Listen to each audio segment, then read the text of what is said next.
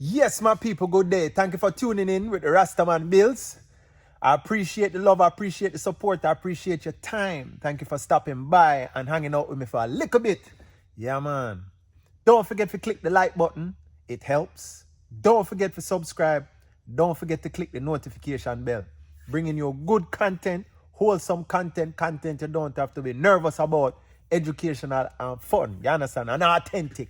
Don't forget about that. Fully authentic. Definitely for sure. So today there are some videos that I see online from time to time, and I would like to just go through them with you, because sometimes you might be looking and you're seeing, but you're not absolutely sure what you're looking at. I'm going to put my unique spin on it and try to make it with a little bit more enlightening and also entertaining. All right, the first video what we have right here, so. All right, boom.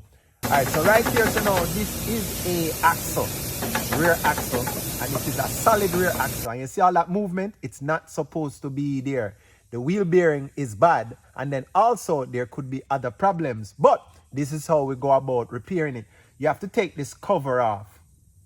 This is the cover on the back of the differential. Sometimes this leaks oil, and we do support. We do service. So the service we do is we'll just clean it up, replace the seal, and put it back and tighten it back up. But in this case, we're taking the axle out. And this is called a floating axle. So what happens is you can undo the axle by doing this procedure. You take this bolt out, and then that little pin you see in the middle there, you'll see it here in a second. The pin will be removed, and when you remove the pin, you can remove a circlip that is holding the axle in place. And when I say holding it, preventing it from falling out and going off the vehicle. So there's the pin is removed, and you rotate it a little bit, and then you're gonna push the axle in further a little bit, and then there's a little circlip. It will come out. You see? That's that little clip right there. See? He's tapping it. See it? See it? See it? All right. Now the whole axle can be withdrawn, pull out all the way out, and then we'll be able to see if we just need a wheel bearing or if we're going to need an axle too, because sometimes the axle is worn where the, see, and in that case it is. So that axle not good no more. We have to change that, because if you put a new wheel bearing in there, the space is going to be smaller. So there's going to be, hot dog in a hallway and flopping around in there. It's not going to be nice and tight as it should. You understand what I'm saying? Yes.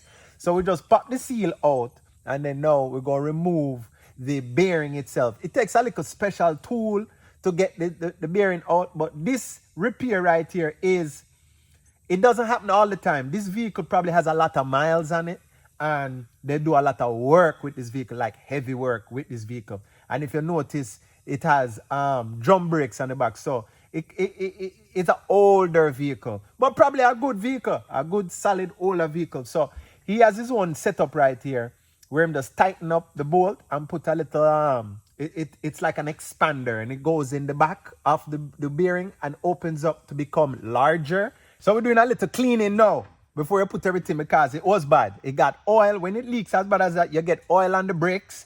And boy, looking kind of closer on them brakes, it looks like there's no brake shoe material on those shoes, I didn't even realize that. Those shoes, we'll get a closer look. But they probably do new brakes, but the video is about the axle. So you notice that the new axle is not worn into a groove like the old one. But what I want to look at is those brake shoes. That's the new wheel bearing, and then also the new seal. Look at the brake. It almost looks like it has a little bit of shoe material on there. Little bit of shoe material on there. Whoever is doing this repair, they know what they're doing, and they've done it a few times before. They have a lot of skill with that. So you install the bearing, and then now that's the seal. Don't forget to put the seal on before you put the axle in. You know what I mean? I'm not saying that you could forget, but it's not impossible. You put a little lubrication on there so you don't go in dry, because you're going to put the new axle in, and you don't want to risk nicking the new seal with the new axle. Everything dry, have a problem. So that's the way you install it, and it slips right back in, good as new, looking wonderful. And then now you just repeat the whole process. Inside here, you put the clip back in, you put the pin back in, you put the bolt back in, you clean up the surface, you clean up the cover, you put RTV is the best thing for you. So you use RTV around the surface and you tighten up the bolts and everything. And don't forget to refill the rear end. Some people forget. I'm not saying that it's impossible, but it's possible. And you just put the fluid back in and you're good to go. So yeah, man, this is a good repair here. They show you exactly how it's done. If you have a leaky axle, 90% of the time the axle can be reused and you just replace the bearing. But in this case, the axle was bad because they let it go for a while. You understand what I'm saying? So yeah, man, next video. In this video, we're seeing this is a, This is a 4-cylinder. You can tell by the 4 spark plugs that are right there. So 4-cylinder overhead cam engine using a timing chain. It looks like they have removed the cam solenoids because this is variable cam. So oil pressure actuates the cam. So they took them off. They're probably having a problem with no actuation on the intake side, right? And then now they're cranking it to see if there's oil being supplied to both solenoids equally.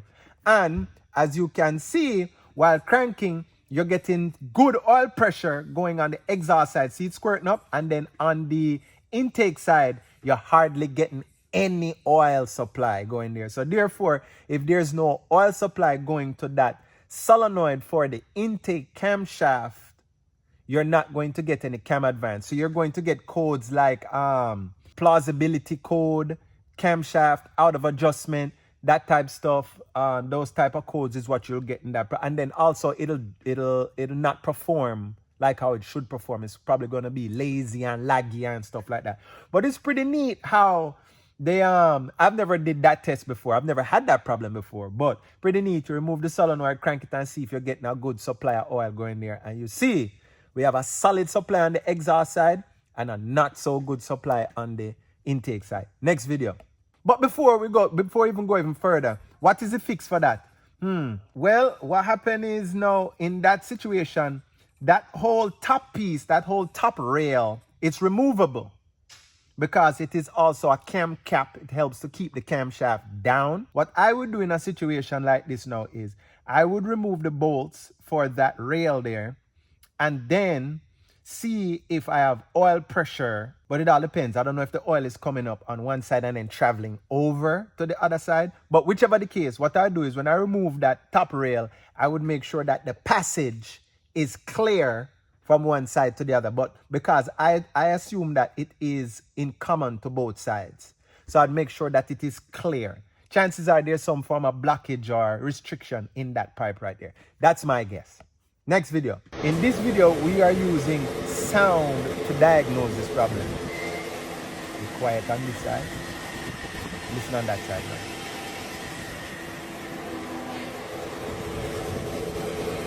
Wheel bearing bad. You have a bad wheel bearing on that side, the passenger side. You take that center bolt out. This job here, it can be a very difficult job because these wheel bearings, depending if you're up in the salt belt, these wheel bearings, they rust into these housings and they get stuck in there pretty well. So you have to beat on them pretty hard sometimes to get them out using the slide hammer. I saw one guy use a trick where he used power steering itself. He put a longer bolt in and then turned the steering wheel and then the bolt jammed onto the frame of the vehicle and it actually pushed. See how easy that came out. They usually don't cooperate. And I'm not in the salt belt and we have to beat them out of there. But yeah, that was the wheel bearing assembly. So that whole thing is replaced on these particular models. But the most times, they do not come out that easily. Believe me. You have to beat on them or find some way to push from behind to push it out of that little pocket there. It's not so straightforward. Sometimes a wheel bearing go bad and it won't be loose. It's just noisy. And the faster you go, the louder the sound. So, now you know. All right, next video. So this one here, you see all the oil splashed up underneath the undercarriage. The pinion seal is leaking. So what we're removing now, we just remove the bolt in the center there and we're going to now remove the yoke. They call this the yoke, where we can gain access to the pinion seal. So he's using this puller here fixing the puller to the yoke, and then that jam bolt, that little point, is going to go and sit into that countersunk point in the middle there to stay straight, and you're going to push against that. And once you tighten on it, it pulls the yoke right out, just like that. And then you can gain access to the pinion seal, which is about to remove now, right? That's the pinion seal. That's what's leaking, causing it to sling oil all over the underneath of the vehicle. So you clean up that whole area, you get a new seal, you check to make sure that it fits, because it could be the wrong one. Install a new seal, nice and gently. Install the yoke back, put the bolt in, and then now you use your precision torquing instrument to tighten it up. Ha! Let me tell you, 7 dakas that look like to me. Next video. All right, a lot of suspension stuff. So what we're looking at there is a inner tie rod end. See that in and out play? You're supposed to have 0 play with that inner tie rod end. If you're going for an alignment, you cannot have any play whatsoever. You're just wasting the money. Also, in state inspection, you cannot have any play with that inner tie rod end. Now, the outer tie rod end, there is an allowable amount of play, but the inner, there is 0. So the thing with the inner is it is tricky to remove because it is far in and you need a specialty tool. That was not the specialty tool. He was using a pipe wrench. He's lucky he had room to work the pipe wrench, but with most vehicles, there's a specialty tool that fits right over it. Hang on, let me get it and show it to you. Hey, 1 second. So this is the tool for the job, right? It is called, the official name is a master inner tie rod end tool. So it's a long pipe, and on this end there you can fit your 1/2 inch ratchet, and on this end, you see how deep it is? It is deep like this to facilitate the inner tie rod end to fit in here so you can get to the part on the inner tie rod end. There are reliefs cut in it, 2 flats that you can use like a crow's foot tool. Let me show it to you.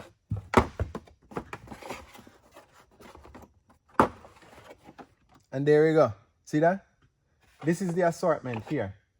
So that's one size. That's another size. That's another size. That's another size. So there are many sizes in here that you could come across. And how it works is you find the size, you reach in and you see which one fits into the inner tie rod, fits in the back.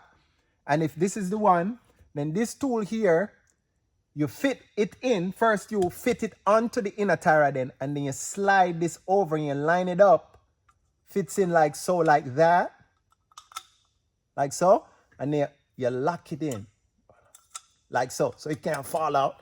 And then now it's on there now. It's one piece. And then you use your 1/2 inch ratchet on this side and you turn it and it becomes loose. Now, if you can do it with a pipe wrench, you have the room and the access, more power to you. Ain't nothing wrong with that.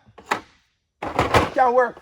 But you have some that you cannot get no access. There's no room. You have the subframe in the way. You might have an axle in the way.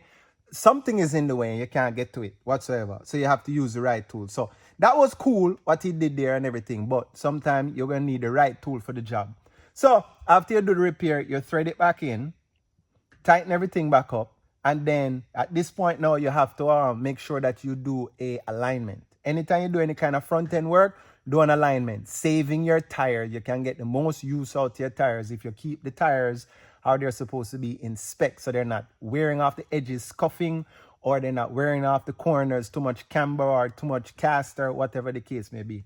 So that is what that was about. All right, next video. All right, that looks like an oil filter that has seen better days. Wow. Wow, wow, wow, wow. Look at that. Man, some people just don't know that they need to change their oil. You know what I mean? It sounds crazy, but there are people out here who do not know that they need to change their oil. They just keep driving and drive. And it happens more often than you think. They drive it out of oil, they blow the engine, and they just buy another car. They did not learn how to maintain their vehicle. So this person obviously just never changed the oil. You see what a new oil filter should look like. and what theirs looking like coming out. Now, I use oil filter at 4,000 or 5,000 miles. It's going to look kind of grungy too, but it's not going to be this grungy or this slimy or this sludgy. You know, this has been in here for a long, long time. So that's what's going on with that. Next video. What is going on inside this vehicle here? These wires you're seeing are fiber optic lines. So light travels through these fiber optic lines. And what they do is they have this machine that sends light, like all of these strands, all 10,000 strands fit into the end of this machine, this light machine. And it generates light, and then light travels through the fiber optic to wherever. So what happens is now you punch a million tiny pinholes, and you fish each through to make it look like a starry sky. So you saw them there hanging down, all the excess, and you make it look like that. And you cut all of them off to be flush with your headliner. And then when you do that now, the machine, it's programmable, and it makes them twinkle like a starry night. Looks cool, looks good. I would like to have it in my car. Would I spend the time to do it? No. It's my attention span can't manage that. No, sir. That's too much. Can't manage that. You know how long that take? That take more than a day. You understand what I'm saying? But it looked good. The end result is beautiful. I must say, the end result looked real good. Starry sky. And then I didn't know that they were able to do comets too. So that's pretty cool. Hats off to these guys here. All right, next video. Rally racing. That is my sport. It is so fun. And, you know, some people will probably try to argue, but there are no fans of motorsports like rally racing fans. These fans are cut from a different cloth. NASCAR fans are behind walls and fences and grates. Rally fans are on the side of the road right there, and they try to get the flyby shots. And when rally cars are passing by, believe me, they are flat out. So in this situation now, the hood popped up, blinding the driver. The driver, this is probably Tommy Mackinnon, saw the fans were there, just pulled up, and the fans knew the assignment. They know what they need to do, and they did it well. And it was like a pit stop. Yeah, they were there for a whole, probably, how long was that? Let's count it to see how long they were there. All right, go. 1,000, 2 1,000, 3 1,000, 4 1,000, 5 1,000, 6 1,000, 7 1,000, 8 what? 8 second pit stop right there. On with the rally. Boy, let me tell you. Hey, rally fans, something special. Let me tell you.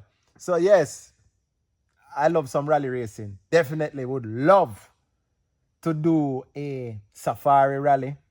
Just to be a part. Would be nice to drive a pro rally car too. Just putting it out there. Not necessarily on a stage, but you know what I mean? Like a close course, you know, just to, because I drift a little bit, I slide a little bit. And a rally car, yeah, that would be like a real rally car, you know? Yeah. Next video. All right. Now that is cool, can done. That is cool, can done. So let me try to explain what's going on here. So now, this vehicle is probably running race fuel, very flammable, and they have it tuned so you have a lot of excess fuel on diesel. When you let off the gas, you're supposed to cut fuel from the fuel injector so you don't keep on putting any fuel into the combustion chamber because you don't need it. You're slowing down, right? So you can tune it where you keep on dumping some fuel into the combustion chamber, and then now that fuel turns into unburned fuel and it goes into the exhaust. And if the exhaust is already hot from those driving, that fuel will ignite. And then that fuel now burns off out the pipes. Looks cool. Does it do anything for performance? No. Does it do anything for fuel mileage? Well, if you're running race fuel, you're not really concerned about fuel mileage. But it looks cool. Yes, definitely. You're the king of the hill. You can do that. Yes. No. Just be careful because people have caught their cars on fire doing this stuff before. So it's not impossible. All that plastic back there and those flames are big.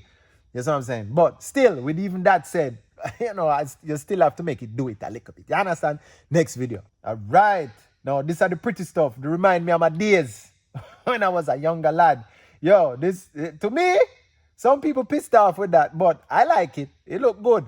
Would I do it on my car right now where I'm at in this stage of life? Maybe not, but mad support for these guys who are out there upholding the fire, carrying the mantle, carrying the baton, and passing it on to the next generation that is coming up, showing them that this is how we do car and car culture. Now, what is happening here now is under the underside of the rocker panel or the running board and under the front lip of the splitter right there, they have LED lights. The same LED lights you see people put like in your rooms for backlighting and stuff like that. And then they have a controller to make it, the lights move like so and so. So it's double-sided tape and you stick it under there. It's hidden and you just hook up your power and your grounds and you have your little controller on the inside to change color RGB and then change patterns and stuff. So it's a simple mod, but it looks so awesome. So if you want to do it, you can do it with your car. It is possible.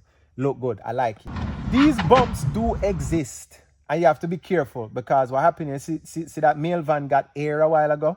You can go up so high that when the vehicle comes down, you could hit the oil pan, and if it's aluminum, it could crack and break, and you lose all your oil, and you end up blowing your engine. That F-150 looked like it broke the chassis right there. It looked like it was breaking already, but then it really broke now. And you have to just be careful of them. Maybe it's not your regular neighborhood that you're in, but just slow down when you're going over them. Don't speed over them. But there's even a sign that says hump 15 miles per hour and people still flying over it. So them not paying attention. The damage that can happen with this is you can break your oil pan, you can break a shock, you can break a strut, you can break a frame, you can blow a tire, you can bounce out your seat and lose control and have an accident. It's possible, depends how fast you hit that bump right there. So you can break your radiator support. You can break your radiator, your AC when it comes on and hits the nose like that. Much damage. You can break the whole front bumper off depending on the vehicle and how fast you hit it. So be careful. Look out for bumps. Look out for humps because you could actually total your vehicle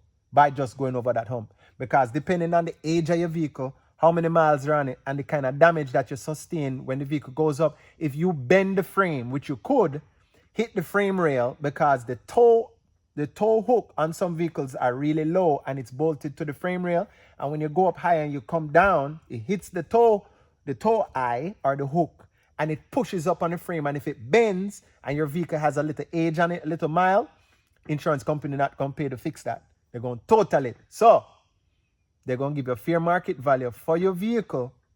And if your fair market value for your vehicle cannot replace your vehicle, you're just going to be out of a vehicle without enough money to buy a new vehicle. It happens, believe me. Situations I've seen where people buy a used car and they finance it. So they buy a used car and they finance it for like $6,000, but the car is really worth maybe $35,000 or $4,000, but they couldn't do better because they're getting the financing. Get into an accident and it's total, so the insurance company total it because they said they're not fixing it. It's not worth fixing.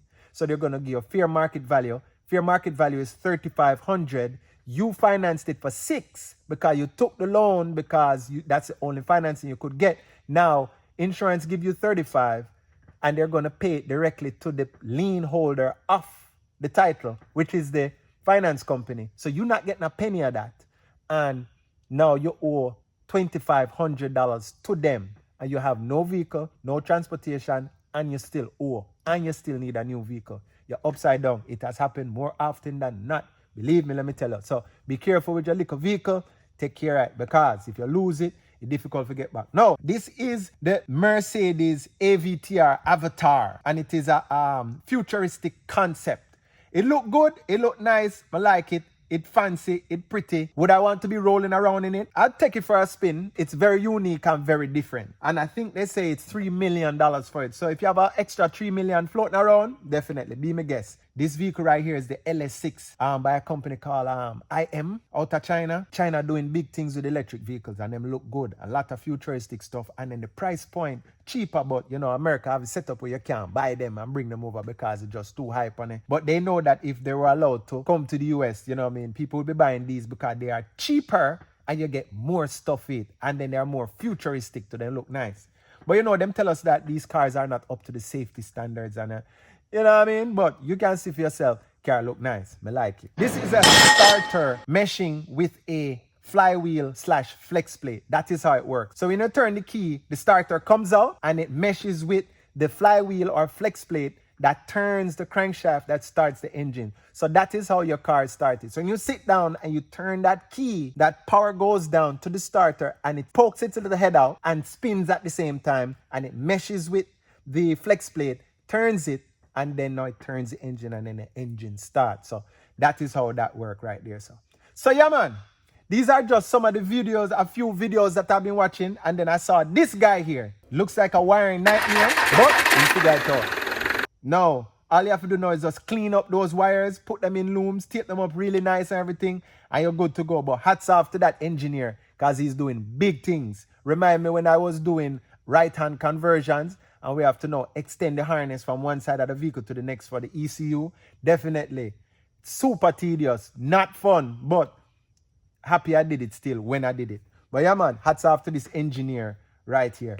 So yes, these are just some of the videos that I come across sometime when I'm scrolling through social media trying to get my mind off stuff. And I just want to talk to you about them. And you might have questions. You may have seen them too yourself. And you're just wondering, what's going on there? So maybe I can help you out when it comes on to that. By just commenting on them.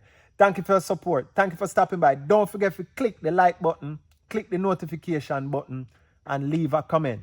If you have any videos you want to share, for say, yo, Rastaman, what's going on here? Do that, man. Send me the link and I will check them out. rastamanbuilds@gmail.com if you can send the link in the comment section of YouTube. Thanks for watching. Have a nice day. Bless you.